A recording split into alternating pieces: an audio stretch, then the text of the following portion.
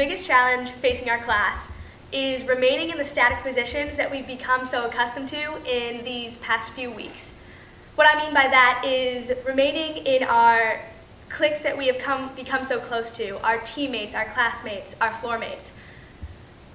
While we need to be thankful for these relationships, we also need to start these 4 years at the end of our comfort zone. We need to build relationships not only with our entire class, but with other classes as well. How we're going to do this, we're going to plan events, we're going to plan activities, we're going to bond.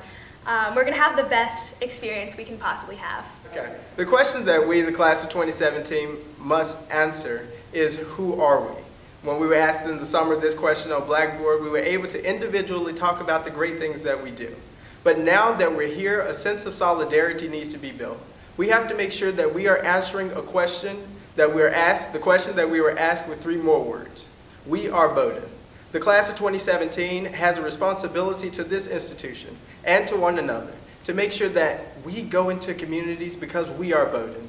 We try and make a difference because we are Bowdoin. When we wake up in the morning as the class of 2017, our banner is that we wake up trying to change the world for 3 words. We are Bowdoin.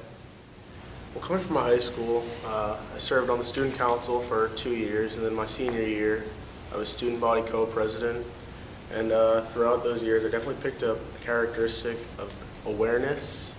When you're a leader, you definitely have to know that there's different types of people. You're not dealing with everyone that's the same person. Some people are shy, some people like to go to events, some people don't. So you have to be able to deal with different types of people. So I think awareness is a great quality of mine. And another quality of mine is that I'm a people's person, I'd say. I think my friends would say that too. I definitely have a voice. I gave my graduation speech, and I definitely know how to reach out to people. I know how to talk to people, deal with different types of people, like I said. And I have a voice that's influential in my eyes, that I can get people to come out to events, people to do things, and just persuade people to participate. Especially, like, one of my goals is to help unify this class, so getting people to come together through my voice would definitely be ideal. Leadership experience that I've gained in student government and other leadership activities that I've been able to do nationally have all contributed to the abilities that I have.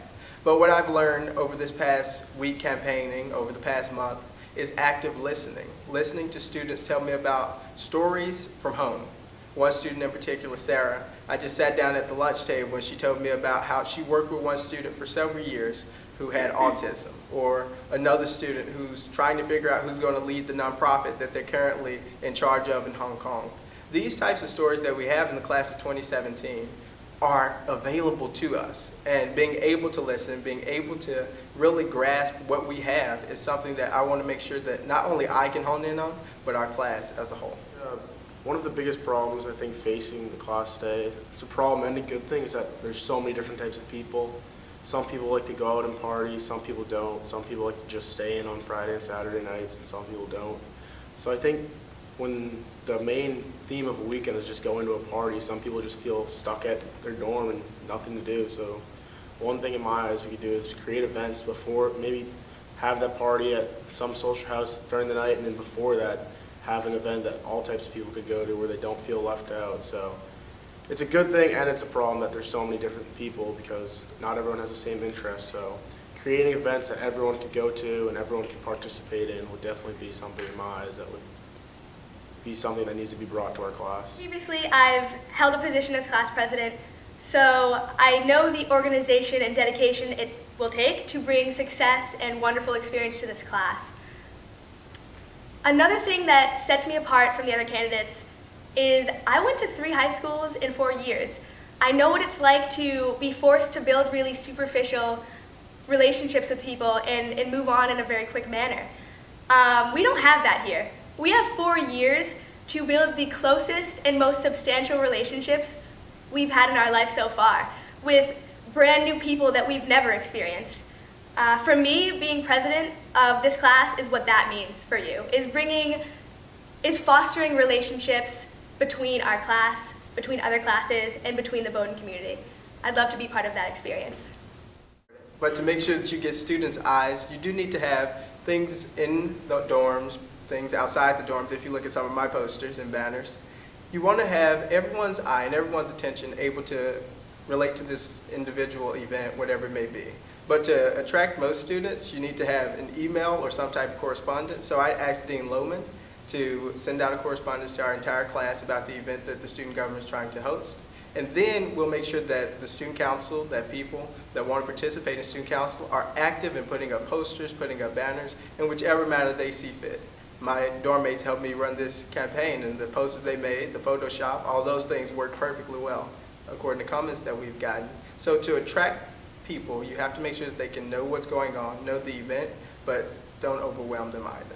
The first thing that comes into my mind, gelato fiasco. Any event on campus, you go to the event and you're like, what's that line over there? It's gelato. So of course we'd use gelato to initially attract everyone to the event.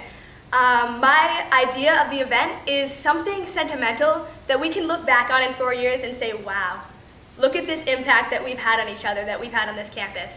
I picture a huge poster board spread across the quad with different color paint surrounding it, and we all take our hand, put it in the paint, and put it on the poster. This represents so many people from so many cultures and experiences and backgrounds coming together in one perfect bonding event.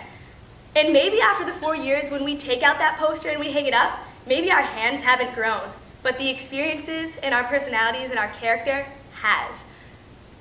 Let me be a part of this experience for you. If I had to plan an event for next week in this shorter time, I'd definitely go with one of the classics, Dodgeball. I think the movie definitely helps with that. People are always interested in playing dodgeball. And from my past high school experience, whenever we've had a dodgeball event, we always have a large crowd. So, get posters up with Patches O'Houlihan on there. People see that, they'll definitely be attracted. And people go on the Facebook page, even though you don't think they do. People check the Facebook page, so definitely publicity through that. And then going around dorm to dorm, talking to people, telling them to spread the word, just getting people pumped up about it. And I think having it at an earlier time on Friday night so that people can go to both events that they have planned for the night would definitely be ideal. And yeah, so Dodgeball. Dodgeball would be that attraction. The song that I would pick to describe me the most would be No Shoes, No Shirt, No Problems by Kenny Chesney, because I'm a pretty lax guy and I just like to go with the flow and have a good time. A song that describes me, honestly, is any song that gets the room dancing. So right now, me and my roommates, we dance to the song WAP. We just stop studying, you need that break, you always do, and we just dance.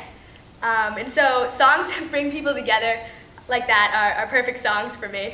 The song that I choose to describe me is Unwritten by an artist named Natasha. I actually do not know her last name. I heard this song at my 6th grade graduation, and then I researched it after. And it tells of a story that you are still writing your story. You still have this opportunity to turn the page. You still have this opportunity to make each day better, to make each day your own. And spreading that type of philosophy just through a song, you can spread to other people as well.